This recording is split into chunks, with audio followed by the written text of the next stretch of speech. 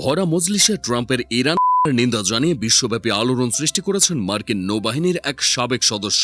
গত 4 মার্চ মার্কিন সেনেটের armed services কমিটির একটি উপকমিটির শুনানিতে আকস্মিক এই প্রতিবাদ জানান ব্রায়ান ম্যাকগিনিস নামের ওই ব্যক্তি। ক্যাপিটাল পুলিশের তীব্র প্রতিবাদ উপেক্ষা করেই তিনি বারবার বলছিলেন কেউই ইসরায়েলের হয়ে করতে চায় না। এ সময় ম্যাকগিনিসকে টেনে কক্ষ থেকে বের করে দেয় উপস্থিত পুলিশ সদস্যরা। ধস্তাধস্তির এক পর্যায়ে ইরানের পক্ষে কথা বলা এই সাবেক মার্কিন নৌ কর্মকর্তার হাত যায়। তবে এখন প্রশ্ন হলো, কে এই সাহসী মার্কিন নাগরিক যুক্তরাষ্ট্রে বসবাস করেও যিনি সরাসরি দেশটির প্রেসিডেন্ট ও বিরোধিতা করছেন? 44 বছর বয়সী ব্রায়ান ম্যাকগিনিস বসবাস করেন যুক্তরাষ্ট্রের নর্থ ক্যারোলাইনা অঙ্গরাজ্যের র্যালি শহরে।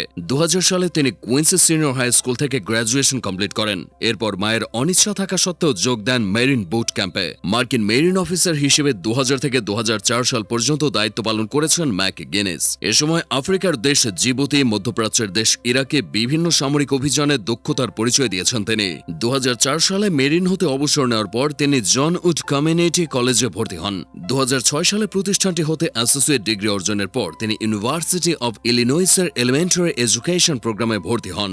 এরপর 2008 সালে আনুষ্ঠানিকভাবে শিক্ষা জীবনের পাঠ চুকিয়ে র্যালি শহরের ফায়ার সার্ভিস ডিপার্টমেন্টে চাকরি শুরু করেন। বর্তমানে তিনি একজন ফায়ার ফাইটার হিসেবে সাধারণ নাগরিকদের সেবা দিয়ে যাচ্ছেন। সেই সাথে রাজনীতিতেও বেশ সক্রিয় সাবেক এই মার্কিন নৌ কর্মকর্তা। আসন্ন সিনেট নির্বাচনে নর্থ ক্যারোলাইনা হতে গ্রিন পার্টির হয়ে সিনেট আসনে প্রতিদ্বন্দ্বিতা করবেন তিনি। তাছাড়া ব্যক্তিগত জীবনে তিনি বিবাহিত এবং 4 সন্তানের জনক। ম্যাকগিনিসের স্ত্রী হানাদি আলী একজন ফিলিস্তিনি। তাই অনেকে ধারণা করেছেন প্রিয়তমা স্ত্রীর প্রতি অগাধ ভালোবাসাই তার মধ্যে বিরোধী মনোভাবের জন্ম দিয়েছে। তবে বিষয়টা মোটেও তেমন নয়। ব্রায়ান ম্যাকগিনিসের মধ্যে মানবিক মূল্যবোধ ও কূটনৈতিক জ্ঞান আছে বলেই তিনি প্রেসিডেন্ট ট্রাম্পের ও ইসরায়েলের ধরে ফেলতে পেরেছেন। তবে যুক্তরাষ্ট্রের পাপকর্ম নিয়ে যারাই মুখ খুলতে চায় তাদের মুখে চেপে ধরে বন্ধ করে দেওয়া হয়, যার এক বাস্তব উদাহরণ হলেন ইসরায়েলের বিরোধিতা করে হাত ফেলা ব্রায়ান ম্যাকগিনিস।